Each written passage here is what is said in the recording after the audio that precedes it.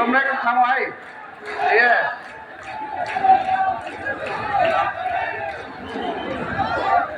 বিসমিল্লাহির রহমানির রহিম।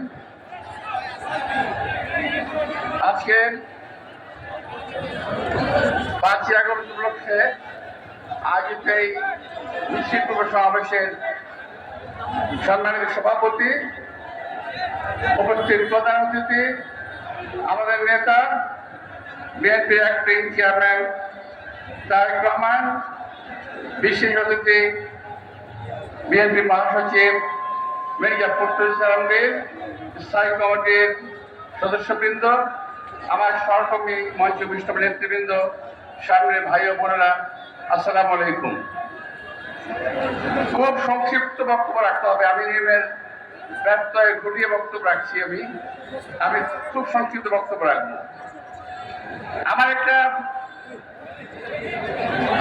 আমার মনে যে একটা কথা আমি শেয়ার করে বলতে চাচ্ছি।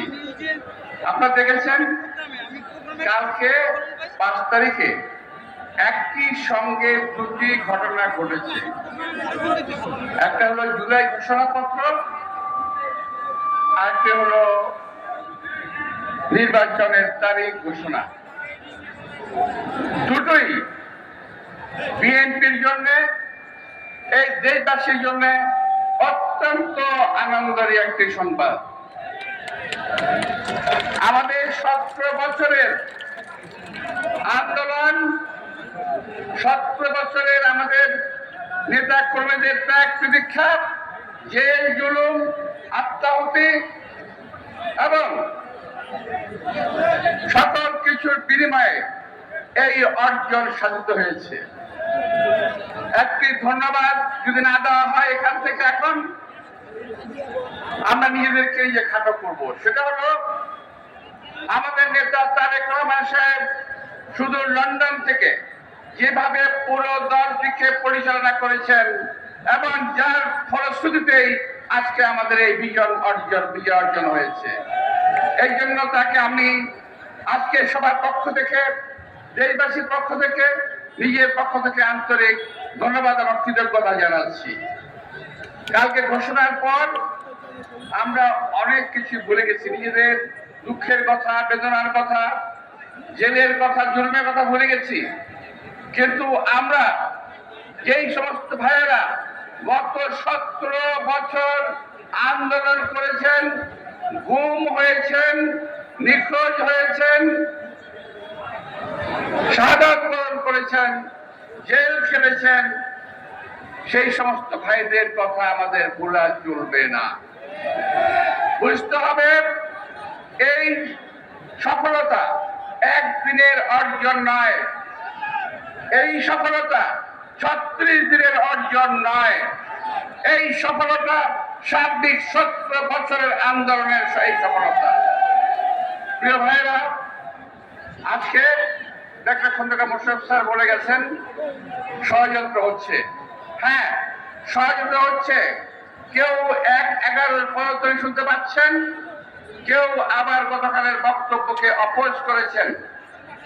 ভাই, আমরা যদি বলি একটি কথা, আমি 2 মিনিট সময় নেব। আর সেটা হলো এই কালকে ঘোষণাপত্র ঘোষণা হয়েছে,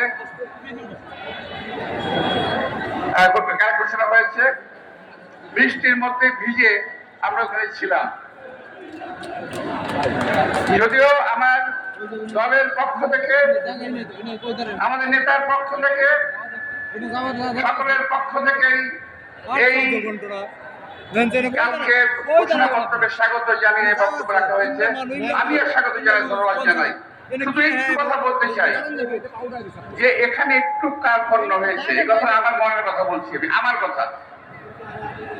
যেখানে 23 বছর আন্দোলনের পরে দেশ স্বাধীন হয়েছে, ওখানে শহীদ রাষ্ট্রপতি জিয়া রহমানের নামটি রাখা হয় নাই, যিনি দেশের স্বাধীনতা ঘোষণা দিয়েছিলেন। 7 নভেম্বরের ঘোষণায়, 7 নভেম্বরের যে বিপ্লব ডিমান্ড করে জিয়া রহমানের নাম, সেখানে সেটা আসে নাই।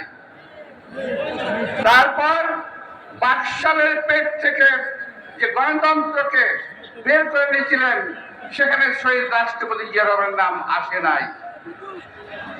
বহুদলীয় গণতন্ত্র কায়েম করেছেন দেশ নেত্রী বেগম খালেদা জিয়া, তার নামটি আসে নাই। এটা আমাকে অত্যন্ত পীড়া দিয়েছে বলে আজকে আমি জনগণের সামনে তুলে ধরলাম। আমাকে ক্ষমা করবেন আমার নেতৃবৃন্দ, আমার ভাইয়েরা। আমি তারপরেও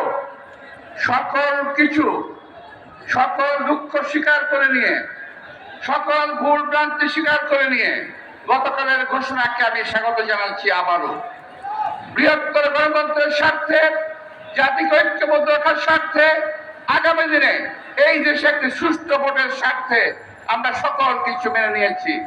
আমি আপনাদের সবাইকে আন্তরিক শুভেচ্ছা ধন্যবাদ জানিয়ে আগামী দিনে নির্বাচনের প্রস্তুতি নেওয়ার আহ্বান জানিয়ে আপনাদের সবাইকে সহায়তা নিচ্ছি। খোদা হাফেজ।